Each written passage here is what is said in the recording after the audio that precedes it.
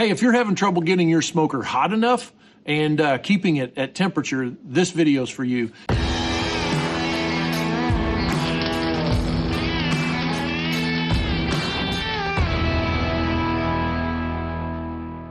Hey, I'm Frank Cox. You might have heard of me from SmokerBuilder.com or Legend Smokers, which is this offset right behind me.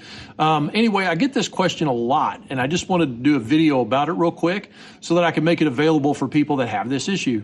So what I wanted to do is just touch on like 3 common reasons that I've found are true over the years when it comes to that situation. You know, the most popular one that I think is a condition that most people face on smaller offsets, especially like the Brinkmans or a Char Griller or anything you might get at like a box store, Home Depot, whatever, Oklahoma Joe, those kind of pits. They're real thin metal and stuff like that. And you'll have an issue called a cross draft or a back draft. And really, just to make that simple to understand, whenever the wind is blowing, let's say you got high wind speeds, right? And that wind is blowing directly across, like this way, across the firebox door or wherever your air inlet is, or anyway, or it's blowing this way, like on this pit behind me, it's blowing completely the wrong direction. What'll happen is you'll actually have this negative pressure at the outlet or the inlet of your firebox, which is sucking air out of that firebox, literally like as if you were blowing across the opening of like a soda bottle. If you ever did an empty soda bottle and blew across the lid and it made that woo sound, that's kind of what's happening there. We're pulling a vacuum on that bottle, and all that air is going in the, just sucking air on it out of it. So since this thing has air coming out the smokestack, it can go in the smokestack if it's drafting the wrong way. So what'll happen in that case is you won't be transferring any of your heat and smoke or air volume into the cook chamber while that condition exists. As a matter of fact, you can throw as much fuel as you want into that cooker and it will not change the condition that you're facing. Something handy I always keep with me here, and this is more like for deer hunting and stuff, but it's this little it's basically scentless talcum powder. You can use regular, but I've always got a bottle with this with me. And basically you just open that little snoot right there, and you can, even when there's almost no wind, you can see how it's drafting. Right now, that's going the wrong direction for this situation that my pit's set up in right now. So the way to fix that is to rotate the smoker. So what I always recommend doing is have the wind either quartering, like you want it to go diagonally towards the firebox, not right directly in it or right directly across it. Anyway, that'll help alleviate that situation. Now, when it gets into high winds, you can try to set up like some blocks or something, or if you've got an easy up with a wall on it, set up an easy up, get some walls put up on there. But high winds are really hard to battle when you're cooking on a smoker until that cooker gets up to temp and is hot and draws full, has a full draw on it. Now, Bingo over there, that's that propane tank smoker over there. That thing doesn't care where the wind's blowing from. It does not matter. That pit is big enough and it's a thick enough material. It's like 5/16 thick, most of it is. It's just a huge cooker.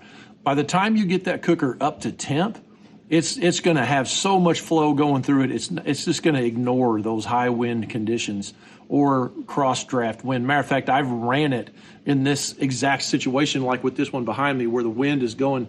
Well, now it's shifted. That's another issue you'll have.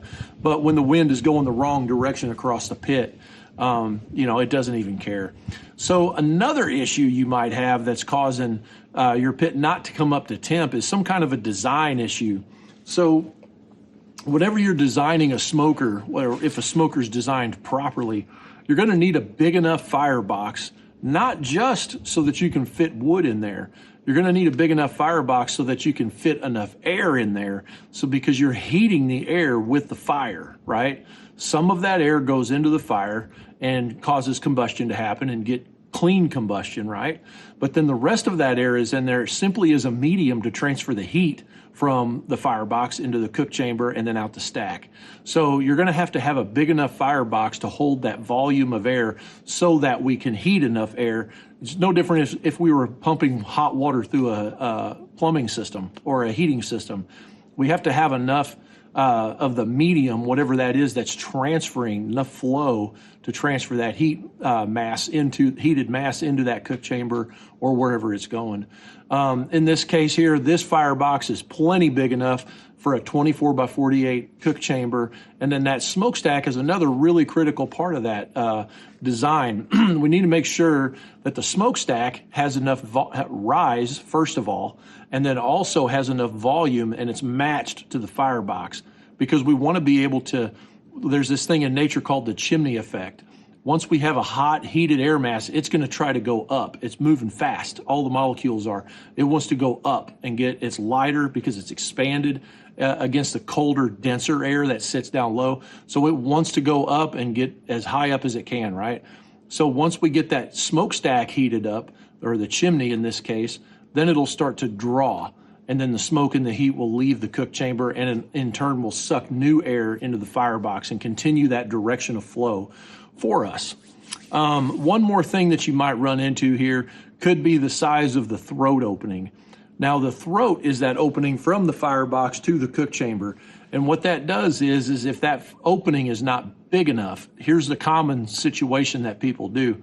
When they build their own pit, they have a firebox, then they'll take like a piece of 6-inch pipe or something and they'll go from the firebox, have this length of pipe, and then go into the cook chamber. I've seen that a number of times.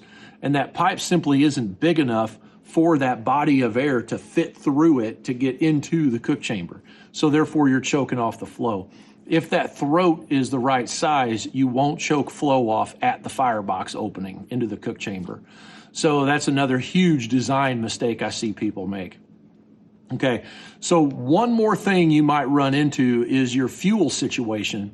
Now, I've seen some people where they have like a log rack up in their firebox, let's say, and maybe they used 1/2-inch round bar, and they made their opening of the bottom of that grate is too big, so it doesn't hold a good coal bed, and it renders too much coal down into the bottom of the firebox. So therefore, they have a hard time keeping flames or keeping their wood on fire. That's a huge issue right there. Charcoal baskets are susceptible to that if they have too big of holes. So I never make a hole in a fire basket or a log rack that's bigger than a 3/4 by 1/2-inch hole. So that would be like 3/4 number 9 expanded metal, for instance. That's as big of an opening as I want. I want it to be that or smaller. Now, another really good way to fix this is just burn your fire right on the bottom of the firebox. Now, in years past, that was a no-no. We always talked about getting the log rack up. Matter of fact, I've got podcasts that say to get that log rack up and get as much air under that fire as possible. So it's not really that big of a deal to burn your fire on the bottom. It's going to consume a lot more wood.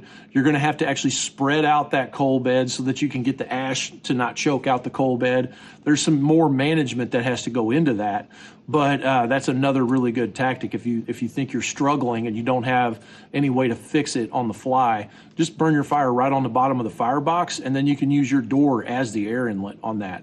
But it is best if you want to get on a cheaper offset. You want to get that log rack up off the bottom,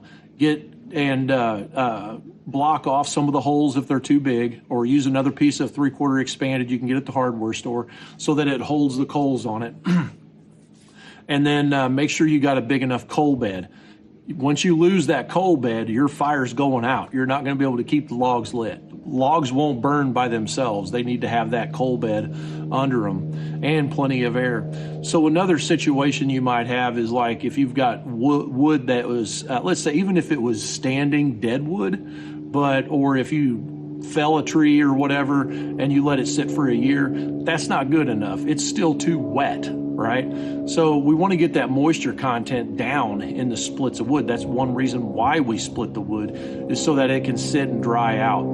So ideally you would have that moisture content somewhere around 8 or 9%, something like that. It can be a little bit drier, but if it's wetter than that, you're going to have to preheat that log and get it hot before you introduce it into the fire. So that's one thing that we do, is we'll set that log, that split, right up on top of the firebox. You'll always see me with a log on top of the firebox. Some guys will actually put it right inside the cook chamber, like right here on this throat end, and let it heat up in the cook chamber first before they throw it on. So anyway, those are a few tips. I hope you found that helpful. Anyway, if you have you know, a smoker that you're not really happy with and things like that, and you're looking for options out there, go check out one of two places. legendsmokers.com if you just want to buy one that I built. That way it, you know, it works when you get it and it lasts forever. Or you can go to smokerplans.net and buy a set of plans and build your own. I've already done all the design and the math and all of that stuff for you. It's just as simple as just cutting some metal and putting it together. So anyway, once again, I'm Frank Cox. Appreciate you watching this video. And if you found it useful, let me know. Thanks.